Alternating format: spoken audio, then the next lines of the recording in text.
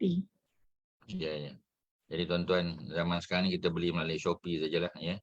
Maklumat lanjut boleh dapatkan daripada pihak Pertubuhan Minda Progresif ya, PMP. Ustaz tak pasti di PMP masih ada baki buku ni ke apa? Haji Shoaib ya. Ataupun siapa tu ya? Haja Shima. Masih ada baki? Tak ada Ustaz, dah habis. Oh dah habis ya. Tak ada, dah habis. Kalau dah habis, tuan-tuan dan perempuan kena Shopee je lah ya. Senang dia boleh hantar tu ke rumah. Shopee Okey ya. Ya. Muka surat yang ke-30. Harga Ustaz tak pasti ya. Berapa harga dia? 35 ke? Mungkin ya 35 ke 40. Tak tahu Kak Mariatun beli berapa? 35 ke 40. Boleh tengoklah di Shopee. Lebih kurang tu lah Ustaz, sebab beli 2-3 buku sekali kan, saya tak ingat dah. Beli sekali ya. Jadi ada dua istilah yang kita kena clearkan ya dalam sirah ni. Yang pertama ialah kita panggil bai'atun, bai'ah ya. Apa makna bai'ah? Bai'ah maknanya perjanjian ya, dalaman ya, perjanjian taat setia ya. Itu poin penting dia. Perjanjian taat setia antara Nabi dengan para sahabat Nabi. Ya, maknanya di kalangan orang Islam itu sendiri. Jadi bai'atun maknanya para sahabat berjanji setia untuk mematuhi perintah Nabi ya. Maknanya kalau mereka diperangi, mereka sama-sama mempertahankan ya bumi Madinah tempat mereka tinggal. Ya, kalau ada di kalangan mereka yang kita panggil ya dizalimi ataupun ya terkena sesuatu musibah, maka yang lain pun akan sama-sama membantu dan mempertahankan hak dia ya. Itu yang pertama kita panggil bai'atun, perjanjian damai. Ya, perjanjian taat setia. Yang kedua ya, kita ada suluh, dipanggil suluh ya, sod lam ha, sulhun ya. Antara suluh yang paling hebat sekali ya adalah suluh Al-Hudaibiyah. Inilah ya yang kita sedang bincang ni, yang telah kita mulai perbincangannya pada sesi pertama dulu ya 2 minggu lepas. Ini kita sambung sajalah ya perbincangan dia.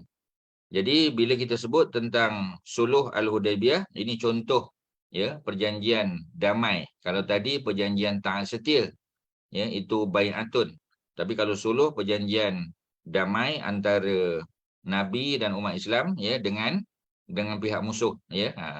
Musuh di dalam Hudaibiyah itu adalah orang-orang kafir Quraisy di Mekah yang masih ya belum menerima Islam lagi. Jadi kita nak bagi tahu bahawasanya apabila suluh ni ya, perjanjian damai ni ataupun kita panggil perjanjian diplomatik lah ya, hubungan diplomatik macam kita ya, kita dengan Rusia contoh, kita dengan China ya, kita dengan Cuba ya, walaupun mereka ni negara komunis atau negara sosialis ya, tapi kita buat hubungan dengan mereka ya, boleh tak? Boleh ya. Maknanya kita ada pertukaran pegawai contoh, kita ada kedutaan di sana ya. Kita buat pertukaran para pegawai ya. Contoh Cuba ya, negara yang kita kata advance dalam bidang medik ya. Kita hantar doktor-doktor kita ya, kita hantar kita punya saintis untuk belajar ya, untuk dapatkan kita panggil ya pertukaran maklumat ataupun ilmu pengetahuan daripada mereka ya. Begitu juga dengan Rusia contoh ya, dengan China ya. Kita ada hubungan yang baik walaupun akidahnya berbeza ya, walaupun mereka mempunyai kita panggil kecenderungan politik yang berbeza, tak ada masalah. Islam membenarkan. Melalui perjanjian ini, perjanjian Hudaibiyah ni muka surat 251 ya, bagi tuan-tuan yang dah ada buku, muka surat 251 Haji Syahri, nanti tengok baliklah ya dalam bab yang berkaitan dengan tahun yang ke-6 Hijrah. InsyaAllah Ustaz. Okey. Jadi melalui perjanjian ini ada kabilah-kabilah lain yang bersekutu pula. Ya, contoh ada Badui kabilah Khuza'ah ya. Jadi bila dia tahu Nabi orang-orang Madinah telah ada hubungan diplomatik ya dengan ada perjanjian damai dengan orang Mekah, maka kabilah Khuza'ah dia datang jumpa dengan Nabi, dia nak bergabung dengan orang Islam. Dan bergabung tak mesti dia masuk Islam ya. Dia boleh bergabung atas dasar nak mendapatkan kita panggil manfaat daripada umat Islam ya. Contoh kalau dia bergabung dengan umat Islam, nanti kalau kampung dia kena serang, dia boleh minta bantuan tentera Islam. Tu dia punya dia punya konsekuen ya daripada manfaat yang dia dapat daripada dia punya tadilah ya, dia punya perjanjian damai tu ya, penggabungan dia tu. Begitu juga ya Bani Bakar ya telah bergabung dengan Quraisy. Bani Bakar ni kalau apa kita ingat ya dia ni ada hubungan dengan ya orang-orang Mekah, asalnya dulu pun dah ada hubungan. Ya, jadi apa kita panggil ya mereka ni apa ni ya orang Badui juga, tapi mereka cenderung untuk bergabung dengan orang Quraisy, bukan dengan Nabi. Itu kita tak ada paksaan lah ya, mereka boleh ambil peluang ni untuk bergabung. Setelah perjanjian selesai ditandatangani, Rasulullah sallallahu alaihi wasallam mengarahkan para sahabat supaya bercukur dan menyembelih ya. Maknanya apa ni? Maknanya ya mereka terpaksa melakukan tahallul. Ya, bila bercukur menyembelih itu biasa tahallul lah. Kerana tuan-tuan kena ingat, Nabi dan para sahabat ya datang untuk buat umrah. Umrah kali pertama berlaku pada tahun yang ke-6 ni. Ya, ketika mereka masuk melalui Tan'im, sebab kalau kita datang daripada Bir Ali daripada Madinah, ya, bila kita masuk highway, kita terus perjalanan pergi ke Mekah, ya, tempat pertama di Mekah yang kita akan jumpa ialah Tan'im. Tan'im tu tempat ya, ada tempat miqat di situ. Miqat untuk orang perempuan lah biasanya. Ya, kita panggil sebagai Miqat An-Nisa, ya, Masjid Aisyah di situ. Ya, ada di Tan'im tu. Tetapi ketika Nabi nak sampai masuk melalui Tan'im, ya, mereka terhalang. Ada tentera musuh, ya, tentera Quraisy yang menghalang mereka. Ya, dan mereka dituduh nak menyerang Mekah. Tak, Nabi bukan datang nak menyerang. Ya, sebenarnya benda ni bukan susah sangat tuan-tuan, ya. Bila orang datang nak menyerang, mereka datang dengan pakaian tentera. Mereka datang dengan baju besi, dengan pedang terhunus, ya. Nabi dan para sahabat datang bukan dengan pedang terhunus. Pedang bersarung, ada pedang, ya, tapi untuk menyelamatkan diri. Kalaulah ada apa-apa tindakan daripada musuh, ya. Jadi mereka datang nak buat umrah. Mereka datang dengan pakaian ihram. Tak ada baju besi, tuan-tuan, ya. Jadi sepatutnya pihak Quraisy boleh menerima kedatangan mereka dengan baik. Tapi mereka dihalang. Jadi bila mereka dihalang, maka Nabi dan para sahabat ya ikut jalan, ya, alihkan jalan, ya, ditua masuk ikut apa ni Hudaibiyah. Tu janji perjanjian Hudaibiyah nanti. Ya, kalau katalah mereka kekal di Tan'im, akan jadi suluh Tan'im ataupun perjanjian damai Tan'im. Tapi tak, kerana Nabi dan para sahabat cuba masuk daripada Hudaibiyah. Hudaibiyah ni jalan agak jauh lah. Ya, kalau Tan'im paling dekat, lebih kurang 10-11 kilometer daripada Kaabah. Ya, kalau Hudaibiyah ya lebih pada 20, mungkin dalam 26-27 kilometer daripada Mekah, ya. Nabi masuk ikut situ, tapi terhalang juga. Ya, bila terhalang apa yang jadi, tuan-tuan? Bila terhalang, yang jadi ialah Nabi dan para sahabat kena membatalkan ya apa ni umrah mereka. Kerana bila mereka minta izin daripada pihak musuh tak bagi. Ya, berlaku perjanjian damai. Ya, ada perjanjian yang ditandatangani oleh kedua-dua belah pihak, kita dah sebut dah. Ya, Ali wakil bagi Nabi, ya. Kemudian Suhail bin Amr, ya, beliau wakil daripada orang Quraisy. Jadi yang berlaku apa, tuan-tuan? Ya, yang berlaku ialah perjanjian damai, menyebabkan Nabi dan para sahabat kena balik, tak boleh masuk ke Mekah pada tahun tersebut. Jadi bila tak boleh masuk ke Mekah, ya, mereka kena tahallul sebab mereka dah niat umrah, ya, niat ihram umrah. Jadi sama ada kita niat ihram umrah atau niat ihram haji, bila kita nak masuk ke Mekah, kita kena tahallul kalau kita nak membatalkan. Ya, tapi kita kena ganti, dia kena qada. Ya, sebab bila kita dah niat ihram sama ada haji atau umrah, kita kena tahallul untuk melepaskan diri kita daripada larangan ihram tu, ya, dan kita kena qada secepat mungkin. Kalau haji tahun depan lah, sebab haji setahun sekali. Tapi kalau umrah kita boleh datang bulan depan ataupun minggu depan, tapi tak boleh sebab perjanjian kata setahun nanti baru datang. Jadi Nabi arah para sahabat bercukur, ya, bagi perempuan bergunting, lelaki bercukur afdal. Kalau lelaki bergunting saja boleh, ya. Dan menyembelih binatang. Binatang boleh dikongsi macam juga kita kata dalam kita korban. Maknanya kalau lembu ataupun unta 7 orang satu binatang. Kalau kambing seorang. Ya, jadi siapa yang ada kambing sembelih kambing lah. Tapi siapa yang tak ada kambing, mereka beli unta, mereka berkongsi 7 orang. Begitu juga dengan lembu. Tapi lembu ni rare lah di tanah Arab pada masa itu. Ya, kebanyakannya unta dan biri-biri. Setelah mereka bercukur, ya, kemudian setelah mereka menyembelih binatang untuk bertahallul daripada umrah, ya, maka mereka lepas daripada apa kita panggil, ya, mereka lepas daripada larangan ihram tadi.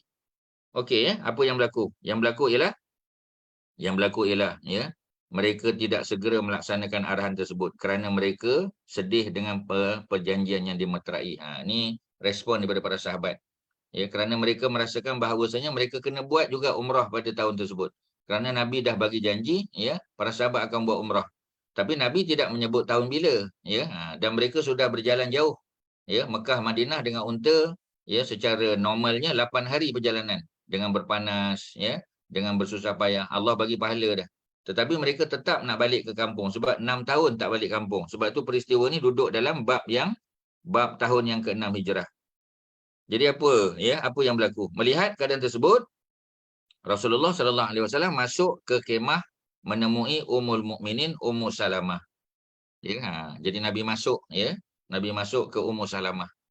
Jadi Ummu Salamah yang dibawa kali ini untuk pergi umrah. Sebab Nabi biasanya bawa salah seorang daripada isteri baginda, kadang-kadang Nabi bawa lebih daripada seorang. Ya, macam kita dah bincang dulu dalam peristiwa peperangan Bani Mustalik tahun yang kelima, ya. Jadi tahun yang kelima tu berlaku peristiwa Bani Mustalik, mana peperangan dengan kabilah, ya, Badui Bani Mustalik. Dalam peperangan tersebut, ya, bukan bukan Aisyah saja yang ikut sama, ya. Jadi ada isteri lain juga ikut. Ya, menunjukkan bahawasanya kadang-kadang Nabi bawa lebih daripada seorang. Kalau masa haji nanti, ya, kita tengok di hujung perbincangan kita bab ni. Ya, dalam masa peristiwa haji itu ada 9 isteri Nabi yang ikut. Semua isteri Nabi ikut pada masa itu. 2 yang tak ikut, Khadijah kerana telah meninggal di Mekah, dan Zainab, ya, binti Khuzaimah yang telah meninggal di Madinah. Jadi 2 tak pergi kerana meninggal. 9 lagi ikut. Jadi tak semestinya Nabi bawa seorang saja. Tapi untuk peristiwa umrah kali pertama ni, Ummu Salamah yang pergi. Jadi Nabi macam tak puas hatilah, ya, dengan dengan tindakan para sahabat yang bila Nabi arah, mereka macam tak nak ikut lah. Mereka tak buat. Ya, mereka tahu Nabi arah, ya, tapi mereka sedih. Ya, kerana dah excited datang, ya, 6 tahun tak balik kampung.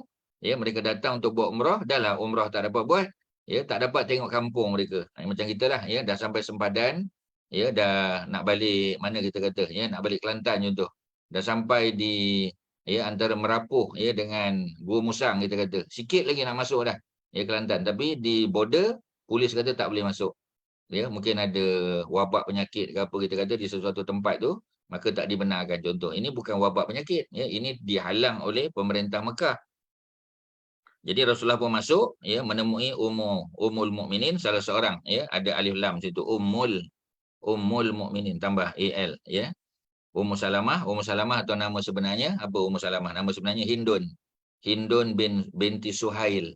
Ya, nama Ummu Salamah sebenarnya Hindun binti Suhail. Hindun binti Suhail, tuan-tuan boleh salin. Hindun binti Suhail. Tapi Suhail tu biasa dipanggil sebagai Abu Umayyah. Ya, gelarannya Abu Umayyah, kunyahnya Abu Umayyah. Jadi Ummu Salamah, ya, Hindun binti Suhail ataupun lebih terkenal dengan Abu Umayyah. Jadi itu adalah Ummu Salamah, ya. Tapi dipanggil Ummu Salamah kerana anak sulung lelakinya Salamah. Salamah lelaki. Ya, Ummu Salamah maknanya ibu kepada seorang budak lelaki anak sulung namanya Salamah. Dia berkata musnahlah muslimin, ya, Nabi sebut, ya, perkataan tersebut, ya, musnahlah, ya, musnahlah muslimin, ya, halakal muslimun. Aku suruh mereka buat sesuatu tetapi mereka tidak melaksanakannya. Maknanya Nabi, ya, menyatakan kesedihan baginda, ya. Nabi mengadu, ya, kepada isterinya Ummu Salamah, ya, sebab macam biasalah tuan-tuan, kita bila ada masalah, ada sesuatu hal, ya, kita adu pada isteri lah, ya. Suami mengadu pada isteri, isteri mengadu pada suami. Itu biasalah tuan-tuan, ya. Jadi Ummu Salamah pun menjawab, ya. Jadi Nabi kata aku suruh mereka tak buat. Ummu Salamah kata, ya Rasulullah, maafkanlah mereka. Ini tugas seorang isteri lah, ya, memberi nasihat kepada suami. Kata maafkanlah, ya. Kemudian apa lagi? Ya, sesungguhnya kamu menanggung perkara yang besar disebabkan perjanjian tersebut. Ya, akan dah ada perjanjian, ya. Ummu Salamah kata dah ada perjanjian dah antara kita dengan mereka. Ya, dah ada perjanjian tu maknanya, ya, mereka tak boleh datang buat umrah lah, tak boleh masuk, ya, ke tanah haram. Ya, sebab mereka berada di sempadan tanah halal, tanah haram. Hudaibiyah tu tanah halal, tanah haram, sempadan. Ya, dia ada batu tanda dia, ya. Kalau kita lalu kawasan tu, kita akan tengok ada batu tanda. Kita keluar sikit, kemudian kita masuk balik, ya. Masuk balik dengan dengan kita panggil, ya, dengan kita punya pakaian ihram tadilah, ya, dan boleh memulakan niat di miqat kita. sebelum kita memulakan umrah.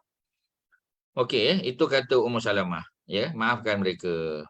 Muslimin ya pula pulang tanpa mendapat kemenangan. Memanglah ya, mereka datang tak dapat buat umrah dan tak menang dalam apa-apa pertandingan sebab mereka pun bukan datang untuk berperang. Oleh sebab itu mereka bersedih. Walau bagaimanapun, ya Rasulullah, engkau hendaklah keluar dan mulakan apa yang engkau inginkan supaya mereka lakukannya. Ini cadangan daripada Ummu Salamah. Ummu Salamah kata, ya, why don't Nabi yang mula?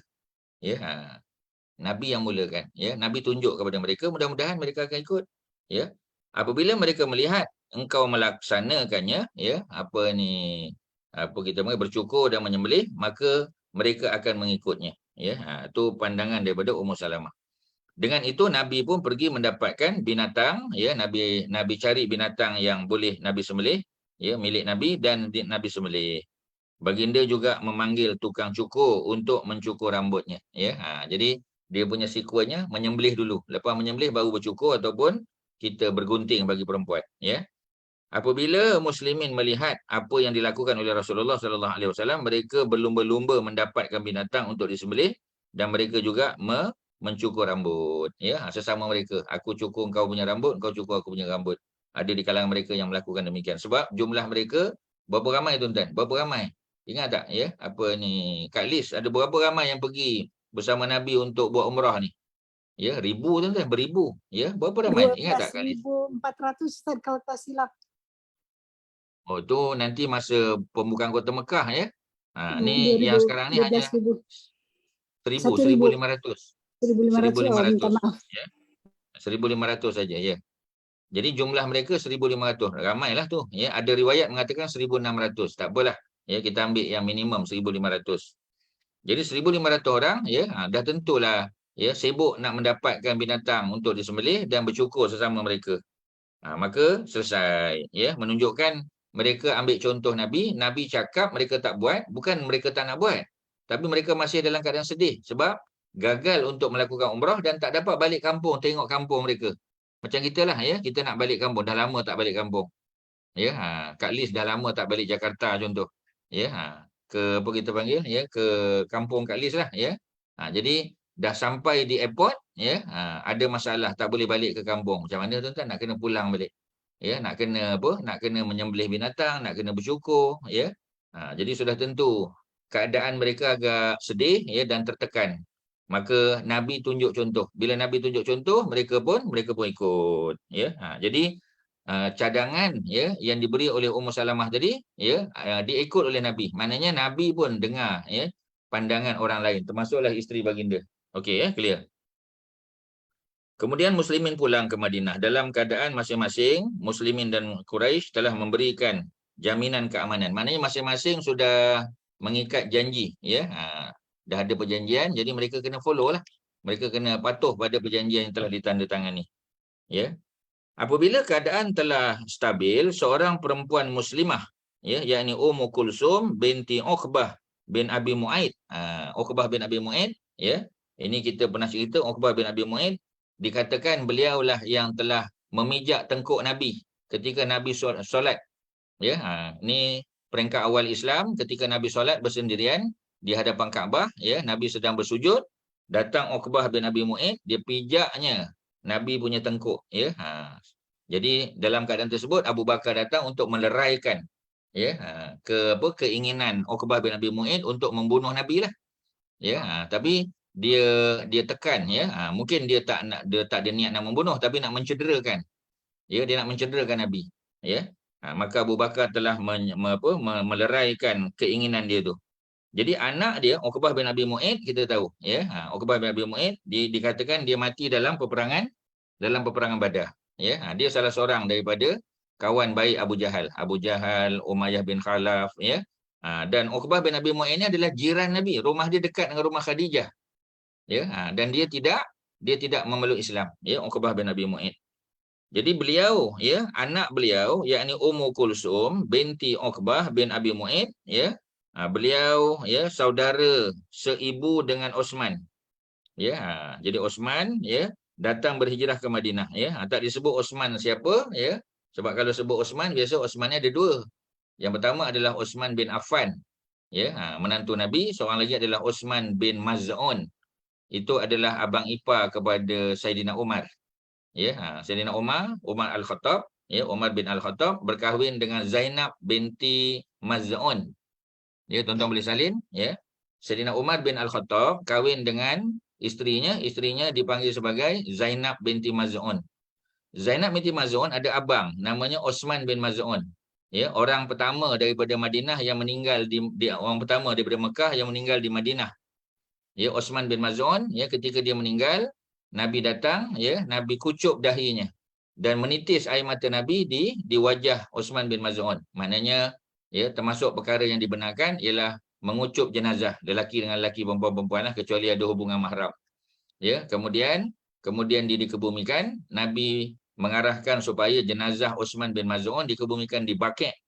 Ya, itulah, ya, jenazah pertama orang Mekah yang dikebumikan di Madinah. Dan setelah itu, kalau ada kematian di Madinah, ya, maka dikebumikan di tempat yang sama. Di mana, tuan-tuan, dikebumikan? Dikebumikan di Baqi'. Itu permulaan, ya, tahun yang kedua hijrah. Dia orang pertama daripada Mekah yang meninggal di Madinah. Bukan meninggal dalam perang, ya, meninggal kerana normal cause saja, ya. Jadi apa yang berlaku? Yang berlaku ialah, ya, beliaulah, ya, yang dipanggil sebagai Osman juga. Osman bin Maz'un, abang pada Zainab binti Maz'un, yang merupakan isteri kepada Umar bin Al-Khattab. Maknanya Osman bin Maz'un tu adalah abang ipar Umar. Adakah yang itu ataupun Osman bin Affan yang merupakan, ya, keluarga Bani Umayyah yang berkahwin dengan anak Nabi, ya, Ruqayyah, kemudian berkahwin dengan Ummu Kulsum, tak pasti, ya. Datanglah berhijrah ke Madinah. Quraisy datang menuntutnya. Jadi Ummu Kulsum ni, setelah perjanjian damai itu dilakukan, maka beliau telah dapat meloloskan diri pergi lari ke Madinah. Ya, dia lari ke Madinah, dia dapat lari. Ya, tak tahu macam mana trik dia buat, dia dapat lari sampai di Madinah, ya. Jadi Quraisy datang hantar wakil menuntut supaya Ummu Kulsum dikembalikan. Wahai Rasulullah sallallahu alaihi wasallam, aku ini seorang perempuan, kata Ummu Kulsum. Sekiranya engkau menyerahkan aku kepada orang Quraisy, mereka akan menyebabkan aku murtad. Mereka akan paksa. Memanglah, ya, orang Quraisy ni kita tahu dia paksa. Macam zaman kita, tuan-tuan. Kita apply zaman kita sirah ni. Ya, sebab tujuan sirah ni untuk belajar daripada perkara semasa. Ya, tuan-tuan kena ingat. Macam tadi kita cerita tentang Nabi Ibrahim. Cerita Nabi Ibrahim tu lebih kurang sama dengan cerita Nabi Muhammad. Kita applykan dalam kehidupan kita. Ya, kalau Nabi Ibrahim dijatuhkan hukuman bakar hidup-hidup, mana hukuman bunuh lah. Nabi Muhammad juga dijatuhkan hukuman bunuh, ya. Cuma mereka tak dapat tangkap Nabi. Nabi berjaya meloloskan diri bersama Abu Bakar. Maksudnya apa, ya? Hanya setelah, ya, nabi-nabi dan rasul itu dijatuhkan hukuman bunuh, ya, ataupun diputuskan untuk dibunuh, maka barulah justified, ya, untuk mereka berhijrah. Selagi mereka belum berada dalam keadaan begitu, maka duduk stay put dekat situ. Dakwah lagi, ya, teruskan lagi usaha untuk ajak manusia ke jalan Allah. Okey, ya. So balik pada kisah tadi, kita nak bagi tahu bahawasanya benda tu kita apply pada zaman sekarang. Contoh di Palestin. Sebab tu para pemimpin Islam di Palestin tak keluar daripada bumi Palestin. Ya, Doktor kita panggil, ya. Doktor Arantisi, ya. Arantisi itu pemimpin kita panggil pemimpin mujahidin lah, ya, pemimpin Palestin. Ya, pemimpin orang-orang Islam yang berada di Gaza. Ya, jadi mereka dia Perdana Menteri lah, ya. Kita kata Perdana Menteri. Jadi beliau duduk sampai dijatuhkan, sampai dibunuh lah kita kata, ya, Syekh Ahmad Yassin, spiritual leader, ya, untuk kita panggil, ya, untuk orang Islam di Gaza juga dibunuh. Ya, jadi Dr. Arantisi tadi pun dibunuh, ya. Dan tetapi tidak menyebabkan para pemimpin Palestin lari daripada Palestin, tak. Dia ada wakil di luar, betul, di Lebanon contoh. Ya, tetapi di Palestin para pemimpin tak lari. Ya, kerana mereka ambil, ya, kisah Nabi, selagi Nabi boleh bertahan di Mekah, Nabi bertahan. Begitu juga di Suria, kita kata Syria sekarang, ya, para pemimpin Islam masih duduk di Syria, tak lari, ya. Yang lari itu kanak-kanak, orang perempuan, orang lemah, ya, orang yang uzur, ya, yang sakit dan sebagainya, itu mereka boleh berlindung di Turki, di tempat lain. Tapi para pemimpin masih berada di Syria untuk mempertahankan negara mereka daripada cengkaman Bashar al-Assad sebagai contoh. Jadi itu belajar daripada sirah macam itulah, ya. Kita nak tahu kita boleh lari tak boleh lari, duduk. Ya, orang biasa, rakyat mungkin. Tetapi para pemimpin dia kena duduk. Sehinggalah ya, mereka diancam untuk dibunuh atau lain. Ya, tapi kan belum berlaku. Nabi dah dikepung rumahnya oleh oleh lebih daripada 9 orang. Ya, pemimpin Quraisy, ya, antaranya Abu Lahab ada pegang pedang. Ya, Abu Jahal, ya, Umayyah bin Khalaf. Ya, kemudian Utbah bin Rabi'ah, ya, berapa ramai lagi, lebih daripada 9 orang. Semua tujuan untuk bunuh. Jadi justified untuk Nabi keluar. Itu kita belajar daripada sirah. Kita apply dalam kehidupan seharian kita, tuan-tuan, ya. Jadi kalau kita belajar sirah sekadar untuk tahu sejarah, untuk tahu peristiwa ni berlaku tahun 6 Hijrah.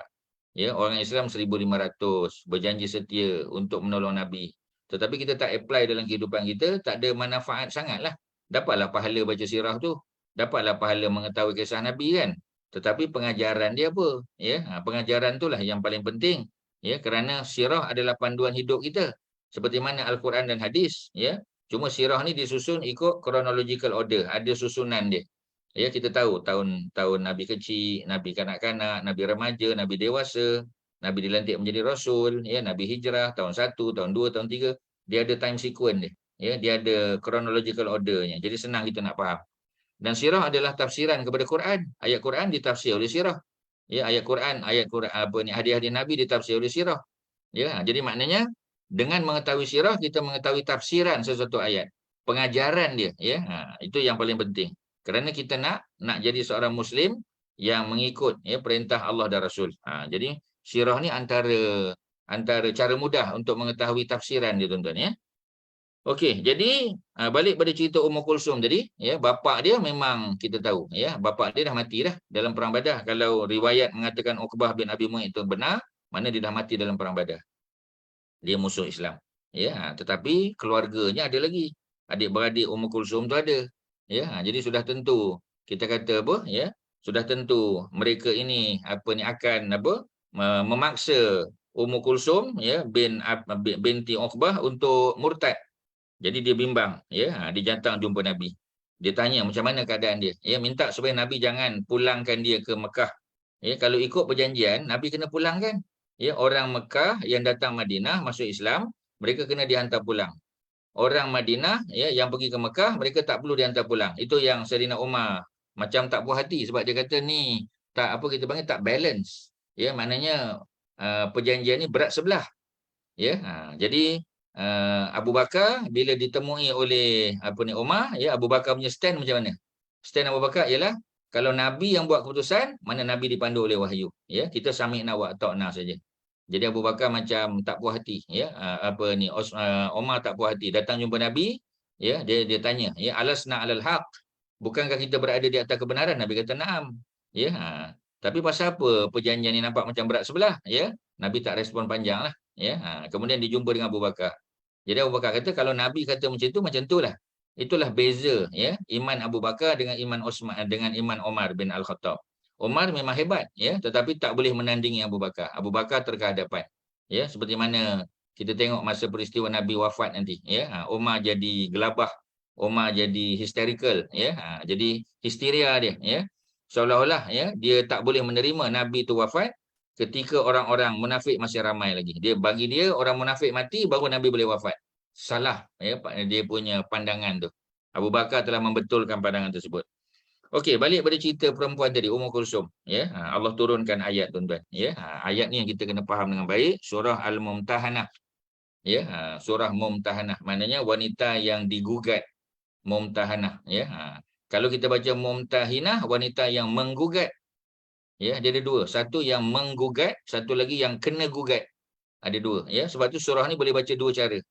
Boleh baca surah Al-Mumtahinah, Mumtahinah. Satu lagi surah Al-Mumtahanah. Hina dengan Hana, ya. Dua-dua daripada root yang sama, daripada perkataan imtihan. Imtihan mana ujian, ya. Peperiksaan, orang Arab panggil imtihan. Ya, bila imtihan, bila exam, ya. Dia tanya. Ni tengah exam, ni tengah sibuk, sorry lah, tak boleh kacau, ya.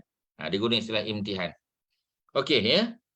Surah ni surah yang memang dinamakan khusus kerana ada beberapa isu yang ditimbulkan oleh beberapa orang perempuan yang nanti dijawab oleh Allah Subhanahu Wa Taala. Ya, ayat yang ke-10, tuan-tuan boleh buka surah Al-Mumtahanah, ya, ayat yang ke-10. Auzubillahi minasyaitonir rajim. Ya ayyuhallazina amanu Bila kita dengar ya ayyuhallazina amanu, kita tahu dah. Ini surah turun kat mana tuan-tuan? Surah turun dekat Madinah lah. Sebab surah yang turun di Mekah ya ayyuhan nas. Mekah ya ayyuhan nas. Kalau Madinah ya ayyuhallazina amanu. Ya, tadi kita sebut tentang allazi. Kalau allazi singular, allazina plural. Ada nun kat belakang, ya. Ada nun. Allazi. Kalau zalia saja itu untuk seorang. Allazina untuk ramai, ya. Dan biasa merujuk kepada orang lelaki, ya. Ya ayyuha, wahai allazina amanu, wahai orang-orang lelaki yang beriman. Walaupun ya sepatutnya dia dia bersifat umum. Ya, tapi kalau kita tengok ayat ni secara per se, tuan-tuan, ya. Secara literal maknanya orang lelaki yang beriman.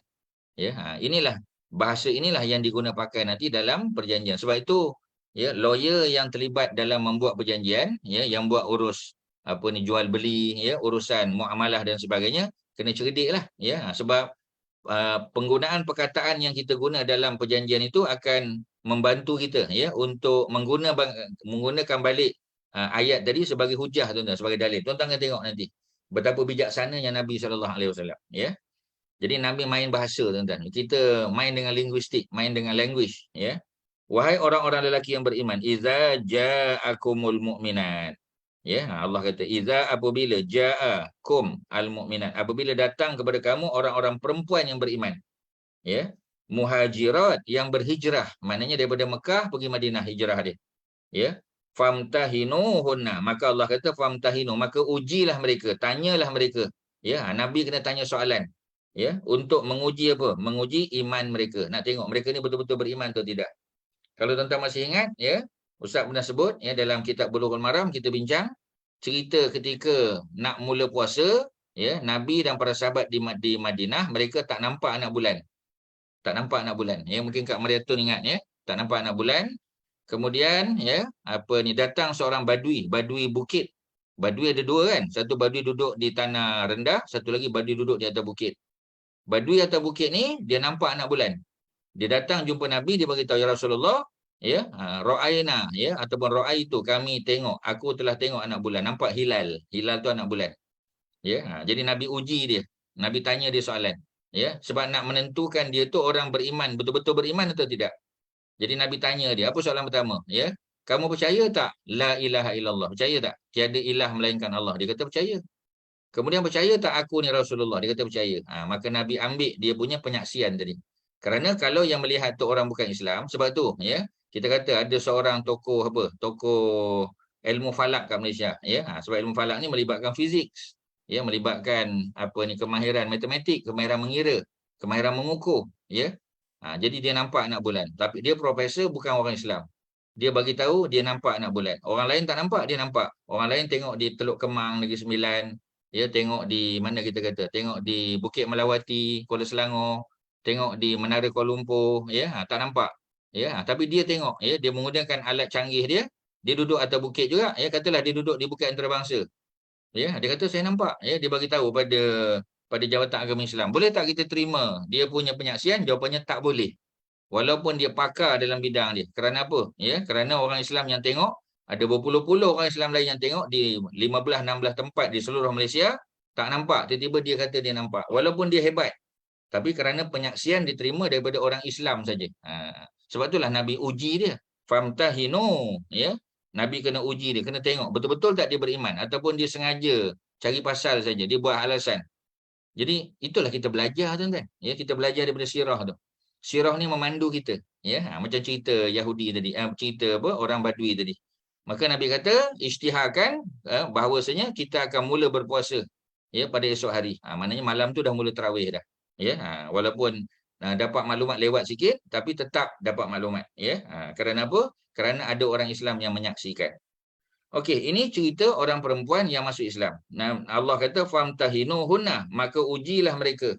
Ya, Allahu a'lamu biimanihim, kerana Allah yang mengetahui akan iman mereka. Fa in alimtumuhunna mu'minat, maka Allah kata, maka jika kamu tahu bahawasanya perempuan-perempuan yang datang hijrah tadi selepas daripada perjanjian damai tadi, kalau mereka ni benar-benar mukminat, fala tarji'uhunna ilal kuffar, maka jangan kamu kembalikan perempuan-perempuan ini kepada orang-orang kafir. Ya, jangan hantar balik kepada orang-orang kafir. Sebab apa? Ya, sebab kalau hantar balik mereka akan dimurtadkan. Mereka akan dipaksa untuk keluar dari agama Islam. Ya, jadi maknanya Allah bagi peringatan. Ya. Kemudian lahunna hillun lahum ya walahum yahilluna lahunna. Ya, sesungguhnya perempuan-perempuan mukminat tadi tidak halal bagi mereka. Maknanya ya, kalau dia dihantar balik ya, dia bukan lagi isteri kepada suami dia. Seperti mana kita kata Ummu Sulaim. Ya, Ummu Sulaim adalah mak kepada Anas bin Malik. Ya, beliau ya masuk Islam bersama Anas, tapi suaminya Malik. Malik tu bapa Anas tak nak masuk Islam. Jadi adakah mereka boleh tinggal bersama dah? Tak boleh lah. Ya, adakah hubungan mereka kekal sebagai suami isteri? Tidak. Kerana apa? Kerana suaminya masih murtad, ya, masih kafir, tidak pernah memeluk Islam dan tidak ada niat nak masuk Islam pun. Ya, jadi perkahwinan mereka difasahkan. Ya, sehinggalah suami itu masuk Islam. Bila masuk Islam, ya, mereka boleh tinggal sebagai suami isteri semula. Tidak perlu dinikahkan semula. Ya, seperti mana Zainab anak Nabi dengan siapa? Dengan Abul As, menantu Nabi. Mereka berkahwin, dapat anak. Ya, anak dia ialah Umamah, ya, binti Abil As. Kemudian Abil As tak masuk Islam. Ditangkap dalam perang Badar. Panjang cerita lah tuan-tuan. Ya, tapi Ustaz bagi contoh yang real dalam sirah. Ya, maka apa yang berlaku? Yang berlaku ialah nanti bila dia masuk Islam, ya, dengan syarat Zainab tidak berkahwin dengan orang lain. Kalau Zainab berkahwin dengan orang lain tak boleh lah. Ya, tak boleh, ya. Dia ikut suami yang dia berkahwin secara syarak tadi. Ya, maknanya yang merupakan seorang muslim. Tapi Abul As tak masuk Islam lagi. Kemudian bila dia masuk Islam dan Zainab anak Rasulullah belum berkahwin dengan sesiapa, perkahwinan mereka dulu dianggap sah. Dan mereka tidak perlu dinikahkan semula, tak perlu. Anak-anak mereka adalah anak, ya, sah taraf. Tak ada masalah, tuan-tuan, boleh. Ya, tidak perlu dinikahkan semula kerana pernikahan zaman jahiliah diiktiraf sebagai pernikahan yang patuh syarak. Walaupun dia ya berkahwin dulu tu, ya, perkahwinan dia di gereja, di kuil, di temple dan sebagainya. Tak peduli, tuan-tuan. Itu hukum Islam yang kita kena ikutlah, ya. Jadi mereka bukan lagi halal, ya. Perempuan-perempuan tadi tidak halal bagi orang-orang lelaki mereka yang masih kafir. Walahum yahilluna lahunna, dan samalah yang lelaki pun tak halal dah bagi mereka. Ya. Kemudian apa lagi, ya? Wa atuhum ma anfaqu, dan berilah balik kepada mereka orang-orang lelaki itu apa yang mereka infakkan dulu, apa yang mereka bayar. Ya, sebab mereka tidak halal lagi, ya, untuk orang kafir suami-suami tidak halal bagi mereka. Jadi Nabi suruh berikan balik kepada suami-suami mereka itu mahar yang mereka telah bayar. Jadi kembalikan balik, ya. Dulu katalah suami itu masa berkahwin dengan isterinya dia bagi apa kita panggil, ya, 20 kilogram emas contoh. Jadi sekarang ni oleh kerana isterinya nak difasahkan daripada suami sebab suami tak nak masuk Islam, maka sanggup tak, ya, diserahkan balik 20 kilogram emas tadi kepada suami, ya. Jadi kalau dia sanggup, serah. Kalau tak sanggup, orang Islam kena bantulah. Ya, Baitul Mal kena bantu, ya, untuk menyelesaikan isu yang berkaitan dengan mahar ataupun mas kahwin tadi. Ya. Dan tidak salah bagi kamu, ya, orang-orang mukmin mengahwini mereka apabila kamu memberi kepada mereka maharnya. Jadi kalau perempuan tadi dah habis iddah, bukanlah immediately. Sebab orang perempuan, ya, kita tahu dia kena ada iddahnya 3 kali suci. Ya, sebahagian sebut 3 kali bersih. Ya, ataupun 3 kali datang haid, ada 2 pendapat.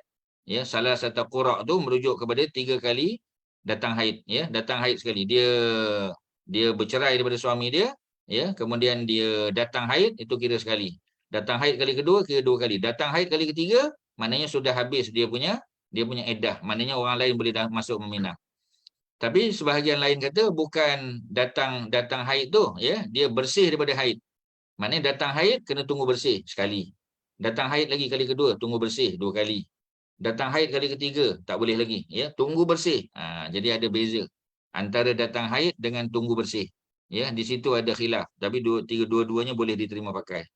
Okey, ya, tu cerita dia. Maknanya apa, tuan-tuan dan puan-puan? Maknanya ini undang-undang dalam Islam memastikan, ya, rahim dia bersih daripada benih suami dia yang pertama dulu, ya, suami dia yang masih kafir tu. Okey, selesai, ya. Jadi oleh kerana itu mereka pun boleh, ya, mengahwini perempuan tadi setelah habis iddahnya. Dan tidak boleh bagi kamu, ya, yakni orang-orang mukmin mengahwini mereka apabila kamu memberi kepada mereka, dan boleh, ya, kamu boleh kahwin dengan mereka kalau kamu bagi mahar. jangan kamu tetap berpegang dengan tali perkahwinan dengan perempuan-perempuan kafir. Jadi sama juga tuan-tuan, kita flashback balik. Ya, zaman di Mekah dulu, ya, ada para sahabat Nabi yang ada isteri lebih daripada 4. Ada lebih daripada 4, ya. Tapi bila masuk Islam, mereka diminta untuk melepaskan lebih daripada 4. Ambil 4 saja. Ya, itu kaedah yang ditetapkan oleh Islam. Tak boleh lebih daripada itu. Jadi jangan kamu tetap berpegang dengan tali perkahwinan dengan perempuan-perempuan kafir dan mintalah kembali mahar-mahar yang kamu telah berikan, bayar, serta hendaklah mereka yang kafir meminta kembali mahar yang mereka telah belanjakan daripada bekas isteri mereka yang beriman. Jadi secara umumnya macam itulah, ya. Ini peristiwa yang dulu banyak berlaku, zaman kita dah kurang lah. Ya, tapi biasa berlaku pada orang perempuan lah. Orang perempuan yang kita biasa dengar kan, ya, Hindu lah. Ya, suami isteri Hindu, ya, dapat anak 2-3 orang, kemudian isteri dapat hidayah. Isteri nak masuk Islam, ya. Dia fight di mahkamah syariah, dia dapat hak menjaga anak pastilah. Sebab mahkamah akan bagi hak penjagaan anak tu kepada yang beriman. Kalau suami, suamilah. Kalau isteri, isteri, ya. Tapi kalau pergi mahkamah sivil, dia akan tengok daripada semua aspek. Ya, jadi dia tengok isteri itu pendapatannya rendah, tak tinggi sangat. Dia boleh survive tapi tak tinggi sangat. Pendapatan suami lebih hebat. Ada rumah, ada kenderaan, ya. Tempat perlindungan yang lebih baik bagi mahkamah lah. Sebab dia tidak melihat daripada perspektif agama kan. Dia melihat daripada perspektif sosial, ya, kehidupan material dan sebagainya, ya. Maka dah tentu mahkamah akan buat keputusan yang cenderung kepada material, bukan kepada agamanya, ya. Jadi macam tu. Kemudian apa yang berlaku, ya? Yang berlaku ialah wanita tadi, ya, dah berpisah daripada suami. Tetapi, ya, masa berkahwin dulu suami pernah memberikan mahar, ya, dalam pelbagai bentuk lah, mungkin kebun ke, dapat kereta dan sebagainya. So dia kena pulangkan balik lah. Ya, apa yang mereka telah belanjakan tu kena minta balik, kena bagi balik. Demikianlah, ya, hukum Allah yang menghukum di antara kamu dan Allah Maha mengetahui lagi Maha bijaksana. Wallahu alimun hakim.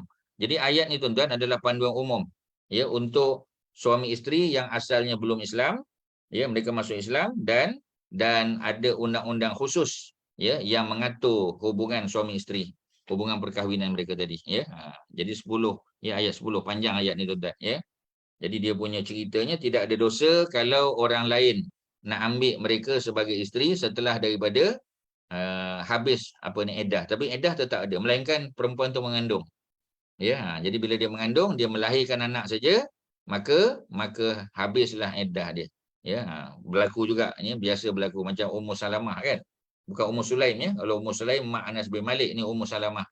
Jadi Ummu Salamah ketika Abu Salamah meninggal, dia sedang syarat mengandung.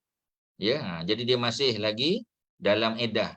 Ya, sebaik saja suami meninggal, tak berapa lama lepas Abu Salamah meninggal, maka Ummu Salamah pun bersalin. Jadi bila dia bersalin, maka habislah iddahnya. Maka Nabi pun datang meminang Ummu Salamah.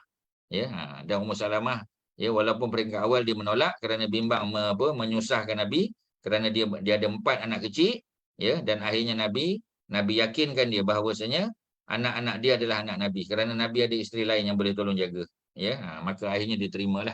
Sifat cemburu dia pun Nabi kata, aku akan minta kepada Allah untuk mengurangi sifat cemburu kamu. Sifat cemburu kan ada.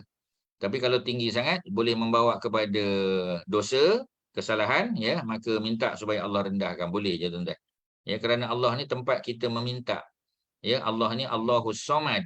Allah yang bergantung segala sesuatu kepadanya. Ya, maknanya kalau kita ada masalah, kita minta kepada Allah Subhanahu Wa Taala. Ya, itu dia punya cerita dia. Okey tuan-tuan, ya.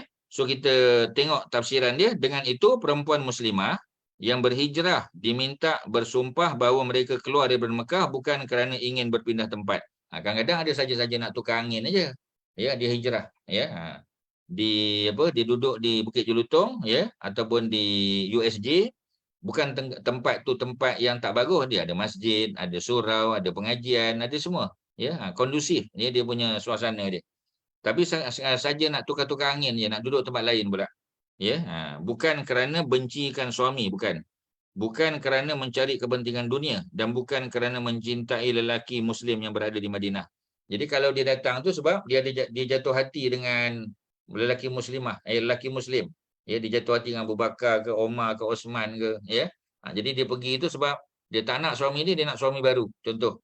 Ya, maka dia hijrah sengaja tujuan dia bukan kerana Allah dan Rasul. Ya. Jadi kalau cinta keluar tu kerana Allah dan Rasul, apabila bersumpah mereka tidak dikembalikan kepada orang-orang Quraisy. Malah yang dikembalikan ialah apa yang diberikan oleh suami mereka dan muslimin dibolehkan untuk mengahwini mereka. Jadi contoh kan, nak kena kembalikan balik. Contoh perempuan tu tak ada kemampuan contoh. Ya, maka negara Islam Madinah lah yang kena tolong. Inilah tugas, tujuan kita kata Baitul Mal tu. Ya, duit zakat ya yang diberikan ya, ataupun apa sajalah barang-barang yang diinfakkan oleh umat Islam ya, boleh digunakan pakai untuk maslahat umat Islam tu sendiri. Contoh kita tengok di negara Arab tuan-tuan ya, bagi orang lelaki yang nak berkahwin tapi duit tak cukup. Ya, nak buat belanja kahwin, nak tu nak ni semua tak ada kemampuan. Jadi pihak kita panggil ya, pihak negara ataupun Jabatan Agama Islam, mereka boleh buat ya perkahwinan secara beramai-ramai. Ya, jadi yang perkahwinan tu dibuat di dewan besar masjid ke ataupun di stadium ya, yang hadir tu ialah pasangan-pasangan tadi dengan keluarga mereka. Ya, yang mengeluarkan belanja untuk kenduri kendara, untuk pakaian dan sebagainya adalah pihak Jabatan Agama. Boleh tak? Boleh. Itu di negara Arab, di Qatar, di beberapa buah negara Arab dibuat. Ya, dan ini semua kebanyakannya adalah fatwa yang telah dikutip ya, kemudian telah disusun balik ya, dan diberikan nafas baru oleh Dr. Yusuf Al-Qaradawi ya, almarhum. Ya, mudah-mudahan Allah merahmati dia ya. Kita panggil ya, dia punya fatwa-fatwa dia ya, pandangan-pandangan ilmiah dia, akademik dia yang telah dibukukan ya dalam Fatwa Mu'asyirah. Ya, Fatwa Mu'asyirah tu adalah fatwa-fatwa semasa contemporary yang dibuat oleh Dr. Yusuf Qaradawi sejak daripada dululah ya, masa dia muda sampailah dia wafat. Ada banyak fatwa-fatwa dia. Sudah ada terjemah dalam English pun ada, dalam bahasa Melayu pun ada. Tuan-tuan boleh dapatkanlah, Shopee je lah. Ya, beli secara online, tuan-tuan tengok. Ya, kalau Google aja pun ada banyak fatwa dia, boleh dapat secara percuma aja. Okey tuan-tuan ya, itu cerita dia. Jadi ya, boleh digunakan ya duit Baitul Mal untuk melaksanakan majlis perkahwinan ya, bagi orang lelaki dan perempuan yang baru bekerja, belum ada simpanan ya, tapi keinginan untuk berkahwin itu tinggi ya, dan mereka tidak mampu untuk menahan gejolak nafsu sebagai contoh ya, maka pihak pemerintah lah ya yang membantu untuk melaksanakan dia punya majlis tadi, keraian dia, walimah dia, kenduri kendara dia ya. Itu yang berlaku pada zaman sekarang tuan-tuan ya. Mana boleh. Dalam ayat di atas ya, dinyatakan juga hukum pengharaman mengekalkan isteri yang kafir. Jadi kalau isteri itu kafir macam tadi, dia ada lebih daripada 4 tu salah satunya ya, dia ada lebih daripada 4, ada 6, ada 7, ada 10 isteri. Jadi dia kena pilih 4 saja ya, yang baik-baik daripada 10 tu, yang mau masuk Islam ya, contoh. Tapi kalau tak mau masuk Islam ya, dia kena fasah lah. Contoh Abu Bakar. Dalam sirah ni ada je jawapan dia tuan-tuan. Ya, ketika Abu Bakar masuk Islam, dia ada 2 isteri. Ya, dia ada yang pertama ya, namanya ialah Qutailah ya. Qutailah ni sudah kita panggil memberikan 2 orang anak kepada Abu Bakar ya. Anak pertama adalah Asma binti Abu Bakar, anak kedua ialah Abdullah bin Abu Bakar daripada Qutailah. Seorang lagi ialah Ummur Ruman. Ummur Ruman ada 2 anak juga, Abdul Rahman bin Abu Bakar dan Aisyah. Maknanya Aisyah dengan Asma satu bapa tapi dua ibu yang berbeza. Ya. Jadi apabila Abu Bakar menerima Islam daripada Nabi, dia ajak 2 isteri masuk Islam, anak-anak pun masuk Islam. Tetapi Qutailah tak nak masuk Islam. Maka terfasahlah ya, perkahwinan antara Abu Bakar dengan Qutailah. Dengan Ummur Ruman kekal kerana Ummur Ruman menerima Islam. Iaitu cerita dia tuan-tuan. Ya. Jadi maknanya nak bagi tahu dalam keadaan begini ya, perkahwinan dengan Qutailah terfasah. Jadi Abu Bakar tidak boleh ya, haram bagi dia mengekalkan isteri yang kafir tadi. Tapi dia kena dakwah, ajak masuk Islam. Kalau dia masuk Islam, maka tak perlu dinikahkan semula. Perkahwinan dulu dianggap sah. Malah hendaklah dihantar balik kepada keluarga mereka. Jadi kalau dah dia tak mau masuk Islam, hantar balik kepada keluarga. Selepas dia kembalikan semula apa yang telah diberikan ya oleh suami mereka. Jadi isteri nak kena pulangkan balik apa yang telah diberi oleh suami tadi. Sama ada ya, kita panggil dalam bentuk harta contoh kebun ke, duit ringgit, harta emas dan sebagainya. Itu ada perbincangan yang lebih lanjut lah ya. Jadi nanti tuan-tuan tanya pula ya, adakah nak kena bayar sekaligus ataupun boleh, itu ada perjanjian lah. Ya, mungkin ada dia punya apa kita panggil, ya, cara pembayaran dia, ya. Dia punya payment apa ni, proses tu macam mana, ya. Adakah itu semua boleh dibincang oleh dua-dua pihak, ya. Itu cerita dia, tuan-tuan. Jadi Abu Bashir yakni Utbah bin Usaid As-Saqafi, ya, berjaya melepaskan diri dan berhijrah ke Madinah. Quraisy menghantar 2 orang lelaki untuk menuntut penyerahannya. Rasulullah mengarahkan Abu Bakar supaya pulang ke Mekah dengan mereka berdua. Jadi hantar balik. Beliau berkata, adakah kamu menyerahkan aku kepada orang kafir supaya mereka memurtadkan aku selepas Allah menyelamatkan aku daripada mereka? Baginda menjawab, sesungguhnya Allah menjadikan jalan keluar untukmu dan saudara-saudaramu, ya. Jadi ni ada cerita Abu Bashir ni, tuan-tuan. Ya, dia berjaya lepas tapi dia dikembalikan balik.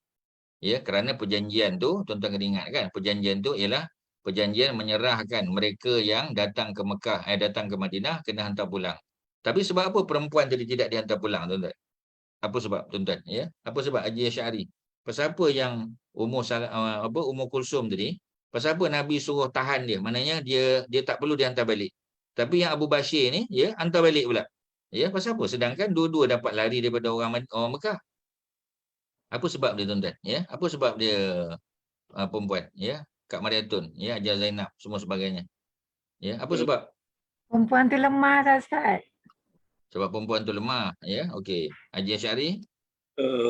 Takut nanti dia dimurtadkan. Kalau lelaki pun boleh dimurtadkan juga. Ya. Dia mesti ada benda ni, tuan-tuan, ya. Benda dalam, tuan-tuan kena tengok dalam perjanjian tu. Dalam perjanjian tu, dia wording dia, tuan-tuan, wording perjanjian tu, ya. Tak tahu, Tuan-tuan Ustaz. tak dapat tangkap, ya. Tuan-tuan, apa jawapan dia? Apa sebab, ya? Pasal apa lelaki kena hantar balik, perempuan tak payah hantar balik? Ya. Kerana, ya, dia punya wording perjanjian tu. Wording perjanjian tu, mana-mana lelaki, ya, yang berhijrah ke Madinah, masuk Islam sebagai contoh, dia kena hantar pulang. Ya, tetapi mana-mana lelaki Madinah, ya, yang pergi ke Mekah, ya, kemudian tak perlu dihantar pulang. Kerana perjanjian tu menyebut lelaki. Sedangkan yang datang ni perempuan. Nampak tak, tuan-tuan? Bagaimana, ya, lawyer yang pandai akan main bahasa. Sebab dalam undang-undang kata lelaki. Ya, sebab tu Allah turunkan ayat tadi, wahai orang-orang beriman. Tengok balik ayat tadi. Ya ayyuhallazina amanu idza ja'akumul mu'minat. Kalau datang kepada kamu orang-orang perempuan yang beriman, yang berhijrah, ya, maka uji mereka. Kalau mereka ni benar-benar beriman, maka benarkan mereka duduk di kalangan orang Islam di Madinah. Ya, jadi maknanya kalau kamu tahu mereka ni benar-benar beriman, fa in alimtumuhunna mu'minat fala tarji'uhunna ilal kuffar. Ya, sebab tu Allah jawab dalam bentuk jawapan dia, tuan-tuan, respon kepada perjanjian Hudaibiyah tu. Dalam perjanjian Hudaibiyah, lelaki, mana-mana lelaki. Dia tak kata mana-mana manusia tak. Jadi perkataan tu, ya, memainkan peranan penting ketika kita buat perjanjian. Sebab tu bila kita nak buat perjanjian, ya, kena panggil lawyer yang handal, lawyer yang berpengalaman. Kalau lawyer yang tak berpengalaman pun, tuan-tuan, kena tipu buta je kita kata. Ya, jadi benda-benda begitu tu dia sangat memainkan peranan, ya. Wording dalam perjanjian tu sangat memainkan peranan. Okey, tuan-tuan, boleh faham? Tuan-tuan, ya. Jadi kena tengok perjanjian. Kalau ada perjanjian, sebab tu perjanjian orang malas baca.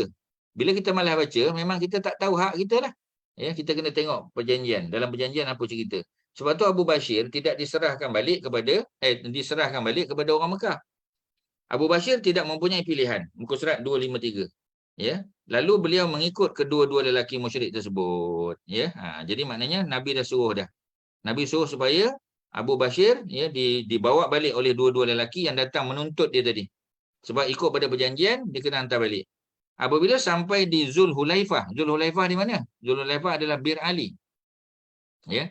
Beliau menyerang salah seorang daripada mereka dan berjaya membunuhnya. Dia berjaya bunuh. Ya. Sebab orang tu pun balik, kita tak tahu apa cerita. Ya. Sebab tu Nabi bagi tahu apa? Sesungguhnya Allah menjadikan jalan keluar untukmu dan saudara-saudaramu. Maksudnya, di Mekah tu ada ramai lagi orang beriman yang mereka nak hijrah ke Madinah tapi belum dapat lagi. Ya, mereka belum dapat hijrah ke Madinah. Jadi oleh kerana itu Nabi doakan, sesungguhnya innallaha, ya, innallaha saya ja'al, Allah akan jadikan bagi kamu, saya ja'al lakum Apa dia tuan-tuan? Saya ja'allaka wa akhakum, ya. Allah akan jadikan untuk kamu dan saudara-saudaramu apa dia? Makhraja, jalan keluar, exit plan. Ya, Allah akan bagi exit plan. Ya, jadi adalah exit plan dia. Macam kita lah, ya. Ada orang yang buat financing, ya, dengan bank contoh. Jadi dia tak boleh jadi good paymaster, dia tak boleh bayar tuan-tuan. Ya, tuan-tuan kerja bank tahulah, ya. Ustaz tak perlu mengajar tuan-tuan lah, ya. Tuan-tuan lagi handal. Tapi Ustaz cakap secara umum saja. Ya, dari segi konsep. Jadi bila kita tak boleh jadi good paymaster, ya, maka kita jumpa dengan bank. Kita beritahu susah, tak boleh. Ya, so kita minta buat refinancing sebagai contoh. Ya, jadi bank akan buat balik macam mana recovery plan dia kan untuk dapat balik duit tu. Ya, dia akan apa ni panggil lawyer, bincang balik dengan kita, tengok macam mana, ya. Sudah tentu bagi manfaat kedua-dua belah pihak lah. Ya, jadi dia ada makhraja, dia ada exit plan dia. Macam mana dia nak keluar, ya, daripada kegagalan dia untuk jadi good paymaster. Ya, jadi macam mana? Jadi tu pihak bank dan orang yang nak bayar tu, paymaster tu kena ni baliklah. Kena atur baliklah, ya. Dia punya perjanjian recovery plan dia macam mana. Tu detail lah tuan-tuan. Macam tu lah cerita dia. Jadi Abu Bashir di sini dia tak ada pilihan, ya. Bila dia sampai di Zulhulaifah, tak jauh dah. Zulhulaifah tu bin Ali dekat dengan Madinah lagi. Ya, beliau serang salah seorang daripada mereka dan berjaya membunuhnya. Seorang lagi berjaya melarikan diri. Oh, bukan orang tu nak tangkap dia, orang tu lari dah. Sebab Abu Bashir ni pun pendekar. Ya, dia handal juga. Selepas itu beliau pulang semula ke Madinah dan berkata, "Ya Rasulullah, engkau telah menunaikan janjimu." Ya, sebab dia dengar Nabi kata. Nabi kata, sesungguhnya Allah akan jadikan makhraja, akan jadikan exit, ya, ada exit plan, ada exit door untuk dia, ya, dan saudara-saudaranya. Jadi dia pun kata, Allah telah engkau telah menunaikan janjimu. Aku pula telah berjaya menyelamatkan diri. Rasulullah berkata, pergilah ke mana engkau suka. Tetapi jangan tinggal di Madinah. Sebab apa tuan-tuan? Kalau dia tinggal di Madinah, dia masih apa? Dia masih terikat dengan perjanjian tu. Kak Norma faham tak apa Ustaz sebut ni? Kak Norma? Ya, faham ke? Okey ke Kak Norma? Okey, insya-Allah Ustaz, faham. Okey, ya, terima kasih. Ya, maknanya tuan-tuan, Abu Bashir dia berjaya melepaskan diri, bukan Nabi tolong, Nabi doa saja dan berjaya lepaskan diri, ya. Maknanya this is the power of doa tuan-tuan. Kita doa pada Allah, sungguh-sungguh kita nak menyelamatkan akidah kita, Allah bagi selamat. Tapi dia balik ke Madinah nak bagi tahu Nabi, nak inform Nabi. Nak tengok apa Nabi respon, ya. Jadi Nabi kata, ya apa? Ya. Nabi bagi tahu dia. Nabi kata pergilah ke mana kamu suka, duduk tempat lain. Ya, tak payah balik Mekah, tapi kamu tak boleh duduk di Madinah. Sebab kalau kamu duduk Mekah Madinah, kamu akan terikat dengan perjanjian tadi. Beliau pergi ke satu tempat yang berada di kawasan jalan perniagaan orang-orang Quraisy. Ya, dia pergi satu tempat, dia duduk situ dan orang Quraisy pun lalu lalang kat situ, tempat dia duduk tu. Di situ sekumpulan muslimin Mekah yang berjaya menyelamatkan diri bergabung dengannya. Bila dah tahu cerita ni, sebab tadi yang tangkap dia tu balik ke Mekah bagi tahu, orang Mekah yang lain-lain yang dah masuk Islam, ya, pun dapat lepaskan diri, pergi jumpa dengan Abu Bashir, duduk dekat satu tempat. Ya, bergabung dengannya, Abu Jandal bin Suhail. Kalau tuan-tuan masih ingat masa perjanjian, ya, wakil Nabi adalah Sayyidina Ali. Sayyidina Ali yang tulis apa ni perjanjian damai itu. Ya. Orang Quraisy adalah Suhail bin Amr. Suhail bin Amr tu, ya, anak dia Abu Jandal masuk Islam. Ya, itu yang anak dia, ya, berjaya lepaskan diri, ya. Tiba-tiba bila sampai ke Nabi, maka Suhail kata serahkan balik anakku, ya, pasal perjanjian mengatakan mana-mana lelaki yang pergi kepada orang Islam di Madinah, ya, kemudian dia mesti dipulangkan. Jadi Nabi dengan berat hati pulangkan juga. Pasal perjanjian telah ditandatangani. Ya, kalau tidak kita tak proceed perjanjian, kita kira batal. Dia bagi ancaman macam tu tuan-tuan. Ya, jadi kalau nak follow apa kita panggil go by the book, go by the book. Tak boleh kita ejah-ejah, tak boleh tuan-tuan. Melainkan wording dia tadi, mana-mana lelaki. Jadi orang perempuan boleh lah. Ya, mana-mana perempuan, lelaki boleh lah macam tu. Tapi kalau lelaki dan perempuan, mana-mana lelaki dan perempuan, ya, sebab tu lawyer ni tuan-tuan, ya, kalau tuan-tuan lawyer, ya, tuan-tuan kena macam itulah, ya. Sebab benda-benda ni apa ni dia akan diguna pakai pada masa hadapan. Kita tak tahu. Ya, kita kena tengok balik kontrak sosial kita kat Malaysia kan dengan orang Cina, dengan orang India, dengan Sing, dengan orang lain yang datang. Ya, macam mana perjanjian dia. So kita kena go by the book lah tuan-tuan. Ya, itu salah orang dulu yang tak pandai buat perjanjian lah. Ya, macam mana perjanjian kita, ya, dengan adik-beradik kita, ya, dengan keluarga macam mana. Jadi orang akan tengok hitam putih. Ya, apa yang tertulis pada hitam putih tu. Jadi Abu apa? Ya, Abu Jandal tadi. Abu Jandal bin Suhail ya, pergi mendapatkan mereka dan sekumpulan Arab kampung juga menyertai kumpulan tersebut. Jadi ramai. Mereka melakukan kerja menyamun perniagaan Quraisy pula. Dia menyamun pula tuan-tuan. Ya, ini peringkat tahun yang ke-6 Hijrah ni masih dibenarkan lagi. Dia bukanlah menyamun ya, ambil balik sebab tuan-tuan kena ingat barang-barang orang Islam ya telah diambil dirampas oleh orang Quraisy. Ya. Sebab Nabi pun ya pada tahun yang ke apa? Tahun yang kedua Hijrah tu kan tujuan Nabi keluar untuk memintas ya pasukan dagang Abu Sufyan. Masa mereka pergi Nabi nak apa ni apa? Nabi nak pintas tapi mereka telah pergi terlebih dahulu. Nabi punya calculation lambat sehari. Nabi buat silap dalam calculation, jadi tak sempat untuk memintas pasukan dagang Abu Sufyan masa mereka pergi ke negeri Syam. On the way back, Nabi nak pintas tapi mereka ikut jalan pantai. Nabi duduk di desert ya dekat apa ni apa? Dekat dengan apa ni Badar ya, mereka lalu apa kawasan pantai coastal ya, coastal highway kita panggil. Jadi mana nak bertemu ya? Sebab itu akhirnya Nabi bertemu dengan pasukan Abu Jahal. Itu perang Badar, kita dah cerita dah panjang. Okey ya, itu cerita dia. Jadi Abu Jandal pun join mereka juga ya. Jadi mereka sama-sama. Jadi mereka punya kerja menyamun pula perniagaan Quraisy sehingga menyebabkan bekalan barang-barang terputus. Dengan itu Quraisy menghantar utusan berjumpa dengan Nabi untuk membatalkan syarat tersebut. Jadi clause yang kata mana-mana lelaki yang lari ya daripada Mekah pergi Madinah, mereka kena dipulangkan. Masalahnya mereka tak duduk di Madinah. Jadi mereka duduk di mana-mana saja. Sebenarnya para sahabat ni nak duduk Madinah tak? Memang mereka nak duduk Madinah. Abu Bashir, Abu Jandal, semua ni tuan-tuan. Semua nak duduk di Madinah. Tapi sebab kalau duduk Madinah, mereka tertakluk kepada undang-undang tadi. Ya, maka apa yang berlaku? Yang berlaku ialah orang Quraisy datang hantar wakil, ya, dia kata batalkan syarat tersebut dan beri hak kepada Rasulullah untuk menerima muslimin yang datang berhijrah. Tawaran tersebut diterima. So maknanya tak ada hal lah tuan-tuan. Ya, orang-orang Quraisy lelaki yang lari tadi, orang perempuan memang selamat. Tak tertakluk pada perjanjian kan? Orang lelaki tu pun selamat. Allah telah menghilangkan kesedihan yang tidak mampu ditanggung oleh muslimin ketika di Hudaibiyah. Ketika Rasulullah mengarahkan supaya Abu Jandal diserahkan kepada musyrikin. Ini dulu. Masa perjanjian dulu tu, hari yang sama, Abu Jandal dapat bebas, tapi bapa dia Suhail bin Amr kata, Muhammad kau kena serahkan balik anakku.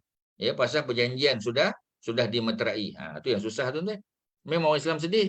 Ya, itu yang orang Islam bila Nabi suruh mereka tahlul, mereka tak nak. Ya, bukan mereka tak patuh, tapi berat hati tu, emosi mereka, kesedihan mereka tuan-tuan. Ya. Jadi apa muslimin juga mengetahui bahawa pandangan Rasulullah adalah lebih baik daripada pandangan mereka. Ya, yang dipetikai oleh seolah-olah dipetikai oleh Umar tadi.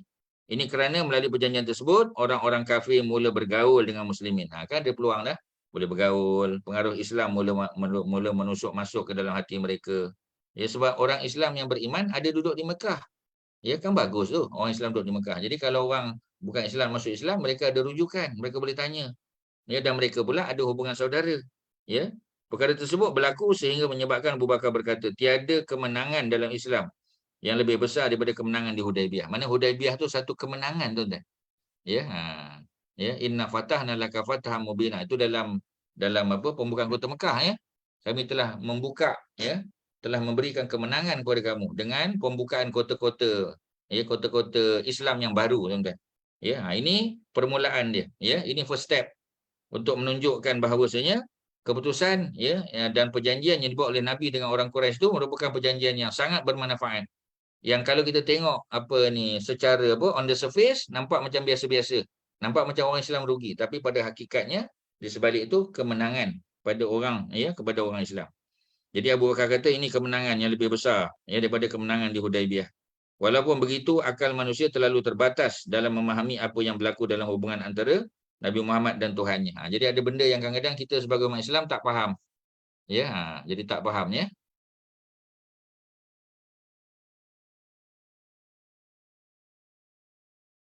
Ya, betul ya. Nabi hantar Sayyidina Osman. Kita dah cerita 2 minggu lepas ni ya. Jadi yang dihantar oleh Nabi asalnya ialah Umar bin Al-Khattab. Umar yang dihantar ya. Tetapi Umar minta supaya Nabi tukar, jangan hantar dia. Ya, hantar Sayyidina Osman. Ya, kalau tuan-tuan masih ingat, pasal apa Umar kata jangan hantar aku ya Rasulullah, hantar Osman. Apa sebab ya? Apa sebab apa ni tuan-tuan? Apa sebab Kak Lis? Apa sebab apa tuan-tuan? Ya, apa sebab agaknya? Omar tak nak pergi, dia suruh Nabi gantikan dengan Osman. Siapa tahu, tuan-tuan? Apa sebab Sebab Osman istrinya lagi mengandung kan Ustaz waktu Umar itu. yang mana? Yang Tak, aduh, ini masa di Hudaibiyah, Hudaibiyah. ni. Nak perjanjian tu, ya. ya, Yang isteri mengandung bersalin tu apa? Abu Bakar Waktu- masa haji, hmm. ya. Apa sebab? Pasal apa? Apa beza Omar dengan Osman, tuan-tuan? Lain Apa beza kabilah, Omar dengan Osman? Ustaz. Kabilah yang Ya. lain. Kabilah dia. Betul. Tapi pasal apa Osman? Pasal apa tak kata Ali ke? Pasal apa tak kata Abdul Rahman bin Auf ke? Why Osman? Karena Apa Osman kelebihan yang bersaudara Osman ada? dengan itu apa? Dengan apa? Osman ada Pada- perkalian persaudaraan dengan Ustaz, Macam mana? yang di Mekah itu namanya. Usman dia soft spoken. Ya. Tuan-tuan tengok pada peribadi. Tuan-tuan peribadi betul, ya.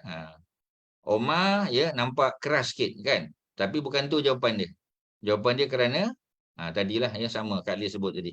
Sebab Osman Bani Umayyah. Tuan-tuan kena balik pada Bani dia. Ya, macam Nabi, Bani Hashim. Ya, yang menjadi pemimpin Mekah pada masa itu ialah Abu Sufyan. Abu Sufyan Bani Umayyah, tuan-tuan. Ya, jadi Bani Umayyah, kalau Omar pergi, Omar Bani Adi. Bani Adi dengan Bani Umayyah tak ngam, tuan-tuan. Ya, kalau hantar Abu Bakar Bani Taim tak ngam. Ya, kalau Sayyidina Ali Bani Hashim lagilah. Ya, sebab tu dihantar Osman, sebab Osman juga Bani Umayyah.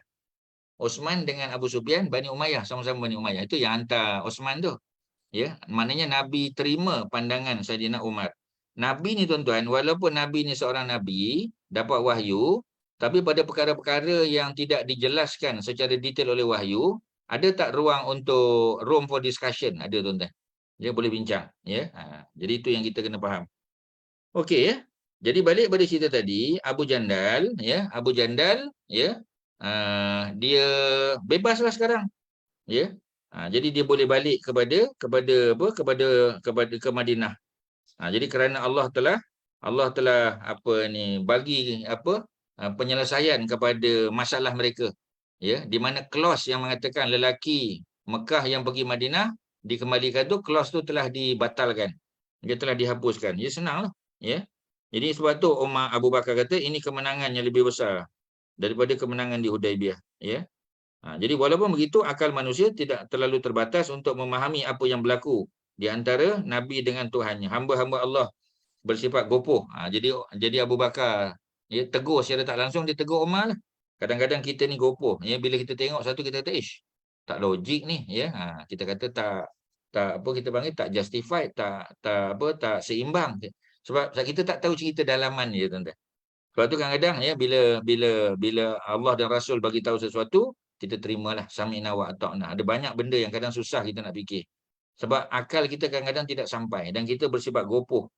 Tetapi Allah ya tidak gopoh disebabkan kegopohan hamba-Nya. Walaupun hamba-Nya nak cepat, tapi ada benda yang Allah nak mereka belajar ya daripada apa kita panggil ya, daripada peristiwa ni.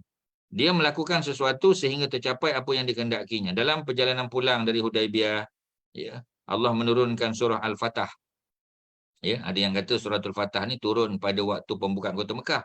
Tapi kalau kita tengok dalam kitab Nurul Yakin ni, ya, disebut bahawasanya Allah menurunkan ya surah Al-Fatah, permulaan dia. Inna fatahna laka fatahan mubina. Ya, ayat yang pertama surah Al-Fatah. Ya, surah yang ke-48 kan. Permulaan surah tersebut, inna sesungguhnya kami, kata Allah, fatahna kami telah membuka laka bagimu wahai Muhammad fatahan mubina. Pembukaan yang nyata, pembukaan yang jelas, yang terang, ya. Peperangan ini juga dinamakan dengan peperangan Al-Fatah. Ya, sebab tu ya, perjanjian Hudaibiyah. Ya, ghazwah ni dipanggil ghazwah Al-Fatah. Ya, ghazwah peperangan sebab Nabi ikut serta. Ya. Nama tersebut jelas membuktikan kebenaran kenyataan Abu Bakar yang telah kita sebut tadi. Maknanya inilah kemenangan yang benar-benar kemenangan yang tidak melalui persenjataan ya, tetapi melalui apa? Ya, melalui perjanjian yang bijaksana yang Nabi buat dengan orang-orang kafir Quraisy. Okey, tuan-tuan, selesai. Hudaibiyah selesai dah. Tuan-tuan ada apa soalan? Silakan. Sebelum kita masuk bab baru, tuan-tuan. Ada apa? Ya. apa ni, Sister Shima kita kalau ada soalan, ya, Syarin kalau ada apa-apa, Abang Shoaib, ya, Haji Shoaib, Kak Mariatun, ya, silakan tuan-tuan. Ada Ustaz, terima kasih. Tak ada, ya. Okey, surat kepada para raja. Sebab bila perjanjian Hudaibiyah telah ditandatangani, bebas untuk Nabi menghantar official letter kepada mana-mana pemimpin pada masa itu. Antara yang Nabi hantar siapa? Kita tengok. Selepas pulang daripada Hudaibiyah pada akhir tahun yang ke-6 Hijrah tu. Ya, sebab perjanjian Hudaibiyah tu dibuat pada bulan Zulhijjah. Pada bulan Zulhijjah. Tapi haji belum diwajibkan lagi. Ya, kalau tidak boleh Nabi boleh buat haji je lah. Tak perlulah buat umrah kan. Buat haji dan umrah. Bukan umrah saja. Ya, tapi kerana ayat tentang perintah buat haji belum diturunkan lagi. Ya, diturunkan ayat perintah buat haji itu tahun yang ke-9. Ini tahun yang ke-6 belum lagi. Ya, hanya umrah yang disyariatkan. Umrah itu pun disyariatkan bukan melalui ayat Quran. Ingat tak lagi tuan-tuan? Ya, Hajar Zainab, ya, ingat tak? Ya, perjanjian apa kita panggil umrah yang dibuat oleh Nabi dan para sahabat ni dia bukan daripada ayat Quran kan? Bukan Jibril bagi tahu, ya, bukan ayat Quran. Melalui mimpi. Ya, mimpi Nabi, tuan-tuan, Nabi mimpi dan Nabi mimpi beberapa kali. Nabi mimpi pakai ihram. Ya, itulah yang menjadi petunjuk bahawasanya Allah telah memberi izin ya untuk Nabi dan para sahabat melakukan umrah. Ya, jadi umrah melalui mimpi, bukan melalui ayat Quran. Walaupun ada ayat Quran yang cerita tentang umrah, itu datang kemudian, tuan-tuan. Pelik kan, tuan-tuan? Ya, tapi itulah hakikat yang berlaku pada masa itu. Jadi Rasulullah ya tahu bahawasanya sudah ada jaminan keamanan. Manakala Nabi nak hantar diplomat untuk hantar surat, mereka tidak akan diganggu oleh Quraisy. Quraisy tak boleh intercept, Quraisy tak boleh halang. Rasulullah mula menulis surat kepada para raja ya negeri supaya menyeru mereka masuk Islam. Baginda membuat cop daripada perak ya.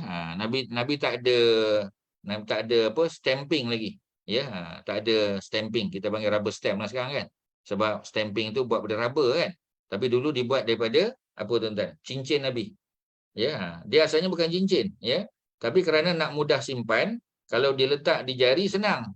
Ya, itu yang ada apa kita panggil ya, ada Allah, ya, Rasul Muhammad. Ya, tuan-tuan boleh tengok apa ni di YouTube saja ya, cincin Nabi, cuba tengok ya. Nanti ditunjuklah beberapa contoh.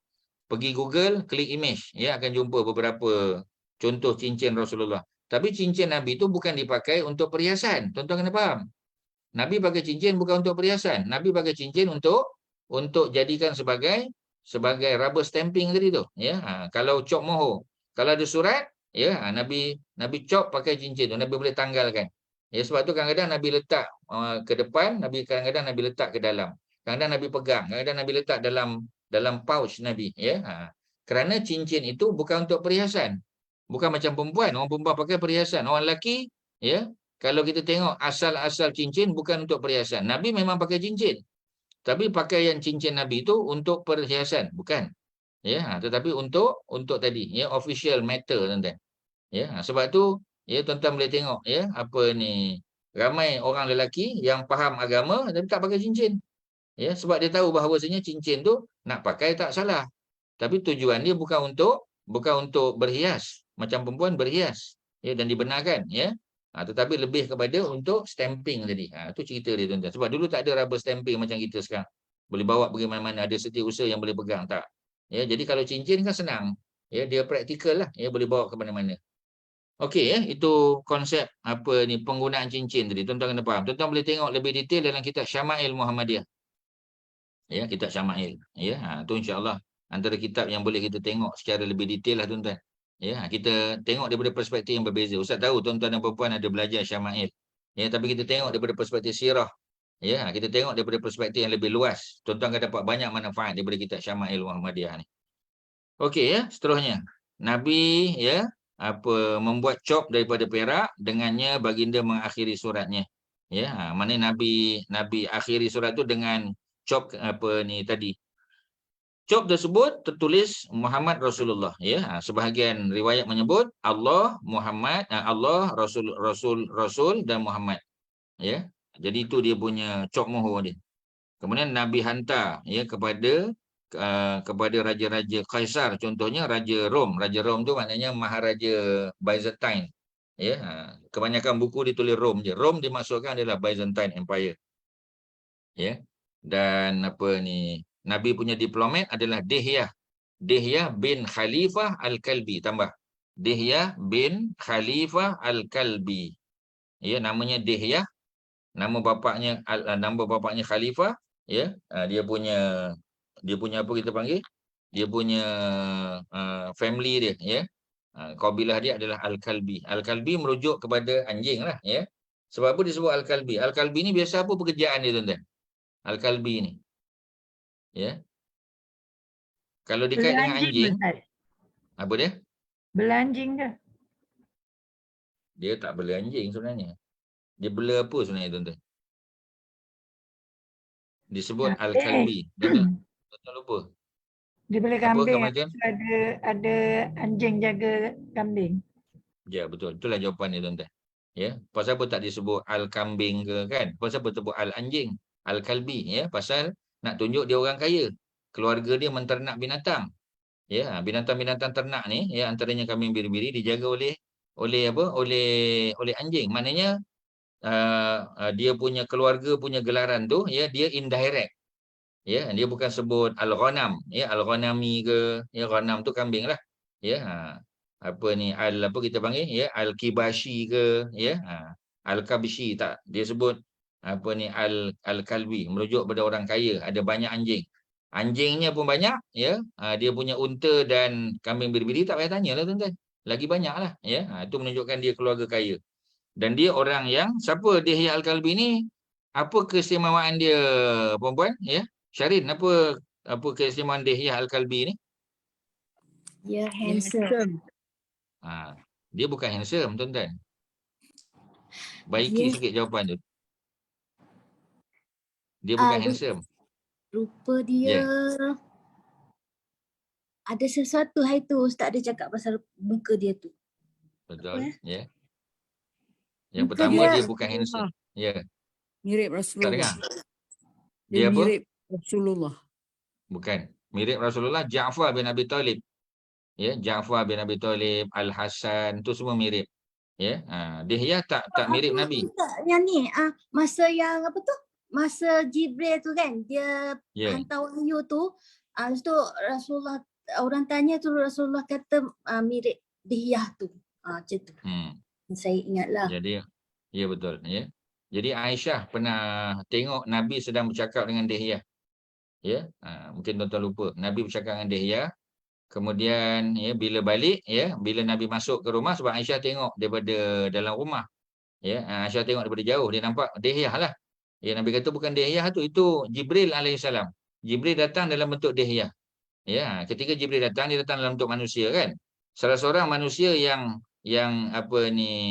Jibril datang menjelma tu, ya, dalam bentuk Dihyah. Sebab Dihyah ni dia bukan handsome, tuan-tuan. Dia sangat handsome. Dia paling handsome di kalangan para sahabat, ya. Jadi jawapannya ialah paling handsome. Ya, of course dia tak se-handsome Nabi lah pasti. Nabi lebih hebat lagi. Tetapi di kalangan para sahabat Nabi, ya, dah tentu Dihyah yang paling handsome. Sebab tu duta-duta, ya, Nabi ni kebanyakannya, especially yang dihantar berjumpa dengan European. Pasal Byzantine Empire ni European, tuan-tuan, ya. Mereka daripada apa kita panggil, ya, European. Byzantine ni kan Bulgaria, ya, Romania, ya, sampai ke Greece sana, sampai juga Turki, ya, utara Mesir. Mereka ni kebanyakan, tuan-tuan, adalah non-Arab. Mereka ni non-Arab. Ya, cuba itu kita tengok, kan, ya. Cleopatra contoh. Ya, kemudian Mark Antony. Ya, semualah, ya, apa lagi kita panggil? Siapa sebelum Mark Antony tu, ya, dia punya pemimpin tu, ya. Apa, tuan-tuan? Caesar, ya, Julius Caesar contoh. Julius Caesar ni Italiano, ya. Jadi mereka campur dengan Egypt, ya. Kalau orang daripada negeri Syam, kan, Jordanian apa semua, muka-muka mereka bukan muka Arab sangat. Sekarang muka Arab lah. Dah kahwin campur, ya, tapi kebanyakan muka kita tengok bukan muka Arab. Ya, sebab mereka ni bukan Arabs, ya. Mereka ni adalah Roman, tuan-tuan, Roman, ya. Jadi Nabi hantar Dihyah Arab. Ya, Dihyah ni Arab, tapi Arab yang handsome lah, bukan handsome, sangat handsome. Bawa surat kepada Kaisar. Kaisar adalah Caesar, ya. Beliau adalah maharaja, ya, kepada Roman Empire, Eastern Roman ataupun kita panggil sebagai Byzantine Empire. Baginda menyuruhnya supaya menyerahkan surat tersebut kepada Raja Busra ataupun Gubernur Busra. Busra tu adalah nama tempat di mana di negeri Syam. Tempat yang dikatakan Nabi pernah singgah ketika Nabi ikut Abu Talib berniaga. Walaupun cerita Abu Talib berniaga, Nabi ikut jumpa dengan Padri Buhairah tu ataupun Bahirah tu, cerita tu ada yang mempertikai tapi kalau cerita tu boleh dipertanggungjawabkan Busra tu memang tempat di negeri Syam sebab tu Nabi dihantar balik oleh Abu Talib, tak jadi pergi ke Damaskus kerana bimbang takut atas peringatan Bahirah tadi Nabi boleh ditangkap, dicederakan, dibunuh dan seumpamanya Okey, itu untuk raja-raja. Antaranya ialah surat kepada Kaisar lah yang pertama. Kaisar ialah gelaran yang diberi kepada raja-raja Rom. Maharaja, bukan raja, maharaja. Sebab mereka empire, tuan-tuan. Mereka ni emperor. Emperor maknanya maharaja. Surat tersebut berbunyi dengan nama Allah yang Maha Pemurah lagi Maha Mengasihani. Bismillahirrahmanirrahim lah. Daripada Muhammad bin Abdullah kepada Heraklius, betul kan? Hera, H-E-R-A. Clius, C-L-I-U-S, bukan Hercules, bukan. Hercules dia tak hidup zaman Nabi, Hercules hidup zaman sebelum Nabi. Dia Greek, tuan-tuan. Itu pun kita kata dia bukan apa istilah dia Dia bukannya, dia mitos, tuan-tuan. Mungkin bukan realiti. Hercules zaman Greek. Itu Greek mitologi kita panggil, Tapi yang disebut sebagai Heraklius itu memang maharaja. Dalam bahasa Arab, dalam hadis Sahih Bukhari pun ada tulis. Dipanggil Herakl. Herakl bahasa Arab. Bahasa orang putihnya Heraklius. H-E-R-A-C-L-I-U-S. Heraklius. Heraklius, betul kan? Beliau adalah maharaja Rom. Sekali lagi, tuan-tuan Salam sejahtera kepada mereka yang mengikut petunjuk. Salamun ala manittaba'al huda. Ini Nabi guna satu ayat dalam surah Ali Imran, Sesungguhnya aku menyeru kamu dengan seruan Islam. Anutlah Islam, kamu akan selamat. Aslim taslam. Kalau kamu masuk Islam, kamu selamat. Kamu selamat tu maksudnya, kalau kamu mati pun, kamu selamat. Kerana kamu sudah mati dalam Islam. Dan orang Islam akan bantu kamu untuk mempertahankan negara kamu. Jadi maknanya, orang-orang yang bukan Islam, kalau mereka duduk di bawah negara umat Islam, harta benda mereka dijaga oleh orang Islam. Dan juga mereka dijaga nyawa mereka oleh tentera-tentera Islam. Kemudian apa lagi? Allah akan memberikan 2 pahala kepada kamu, dapat 2 pahala. Kerana dulu mereka beriman dengan agama Nasrani, walaupun ada penyelewengan, dapat pahala dah. Kemudian bila datang Islam, mereka beriman dengan Islam, dapat 2 pahala. Kalau kita 1 pahala saja. Kerana kita tak sempat beriman dengan agama sebelum ni. Sekiranya kamu menolak, kamu memikul dosa para peladang. Para peladang mana rakyat dia lah. Sebab apa, tuan-tuan? Sebab dia pemimpin. Pemimpin tanggung. Masalah orang bawahan, tuan-tuan. Sama macam apa kita panggil. Sama macam Tok Imam. Tok Imam. Jadi Tok Imam ni kita kata, dia tanggung makmum di belakang tu. Sebab tu dia kena bagi peringatan. Rapatkan saf, sawu sufufakum. Rapatkan saf kamu. Fa inna taswiyatas sufuf min tamamis salah. Sesungguhnya merapatkan, meluruskan saf ini termasuk kesempurnaan solat. Jadi diajak kita untuk merapatkan saf.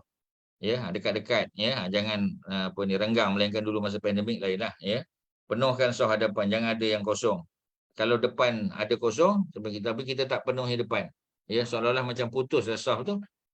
Sebab apa? Sebab ada ruang di antara satu jemaah dengan satu jemaah yang lain. Jadi jangan terlalu jauh sangat, rapat-rapat sikit. Okey, kemudian apa lagi? Sekiranya kamu menolak, kamu mengikut dosa para peladang, orang bawahan. Mana imam ditanggung dosa orang bawahan. Katakanlah, wahai Muhammad, wahai ahlul kitab, marilah kepada satu kalimah yang sama antara kamu dengan antara kami dengan kamu. Qul ya ahlul kitab ta'alau ila kalimatin sawa' bainana wa bainakum. Ni ayat dalam surah Ali Imran, ayat yang ke-64 ni. Ayat 64. Jadi diajak mereka ni supaya menerima Islam. Dan kami tidak menyembah selain Allah. La na'budu illallah, dan kita tidak sekutukan dengan sesuatu pun. Kita tidak syirik. Wala nusyriku bihi syai'an. Kita tidak mensyirikkan Allah dengan sesuatu. Serta jangan pula sebahagian kita mengambil akan sebahagian yang lain untuk dijadikan Tuhan kamu. Ya, jadi jangan. Wala nattakhidhu ba'duna ba'dan arbaban min dunillah. Ya, ayat 64 ada tulis situ, ya, Ali Imran. Tuan-tuan boleh tengoklah. Ya, Haji Syahri tak ada kitab, ya, belum ada kitab. Boleh tengok, ya, Ali Imran ayat 64. Jadi tak boleh, ya, seseorang kita ambil hak orang lain, tak boleh, ya. Ya, dan tak boleh jadikan tuhan-tuhan selain daripada Allah sebagai sembahan. Kemudian jika mereka ahli kitab, ya, berpaling, ya, enggan, maka katakanlah kepada mereka, saksikanlah, ya, kamu bahawa sesungguhnya kami adalah orang-orang Islam. Ya, nahnu muslimun, ya. Jadi ketahuilah bahawasanya kami orang Islam. Kami orang Islam ni mana orang yang taat dan patuh pada perintah Allah.